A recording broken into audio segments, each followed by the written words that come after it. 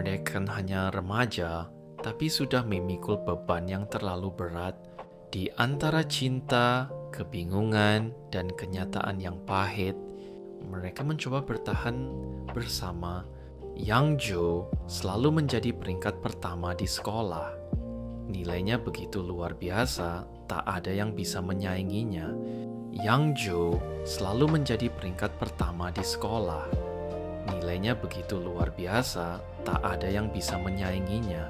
Dan dia mengerti mengapa orang-orang dari daratan datang berlibur ke Jeju yang menurutnya membosankan setiap hari.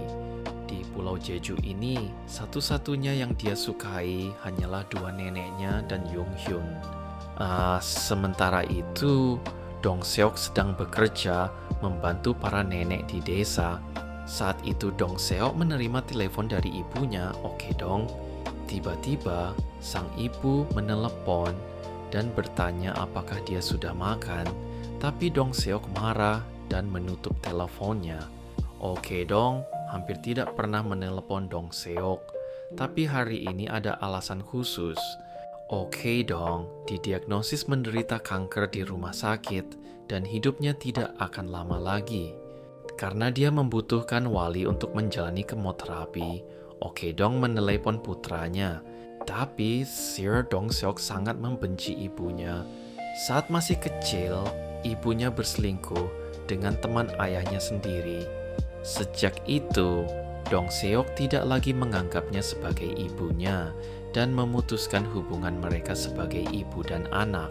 Dong Seok yakin bahwa semua kesialan dalam hidupnya berasal dari ibunya, Oh Kendong. Yang Ju memberitahu Jong Hyun bahwa dia hamil dan memintanya membawa uang untuk operasi.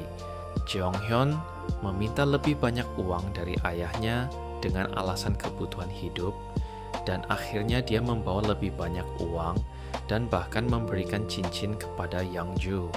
Yang Ju seharusnya pergi ke Seoul saat dia berusia 20, tetapi karena kehamilan, dia hanya bisa menghela napas dalam. Sekarang dia mulai bersikap dingin kepada Jung Hyun dan berusaha mengakhiri hubungan mereka. Dia lebih memilih mengejar mimpinya daripada mempertahankan cinta. Tapi bagi Jong Hyun, cinta lebih penting dari segalanya. Dia rela melakukan apapun untuk Yongju. Gejala-gejalanya mulai muncul perlahan. Akhirnya, Yongju pulang lebih awal dan pergi ke rumah sakit.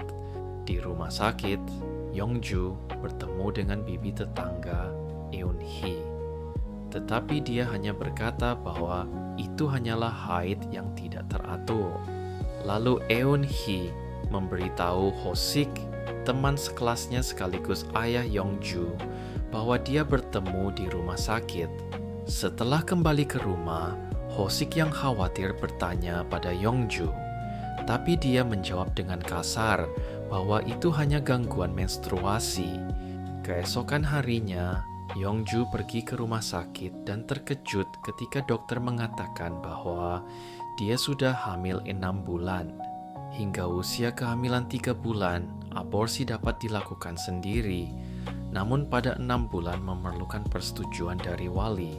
Sesampainya di rumah, Yongju berkata pada Jung Hyun bahwa dia akan ke rumah sakit lain besok untuk menggugurkan kandungannya. Jung Hyun sangat sedih karena dia tidak ingin kehilangan kehidupan baru yang begitu berharga baginya. Sebenarnya dia sangat ingin memiliki dan membesarkan bayi ini. Namun, karena sikapnya yang keras kepala, dia hanya bisa memendamnya dalam diam. Keesokan paginya, Yang Ju berangkat ke rumah sakit dan Jung Hyun mengikutinya, memintanya untuk berpikir sekali lagi.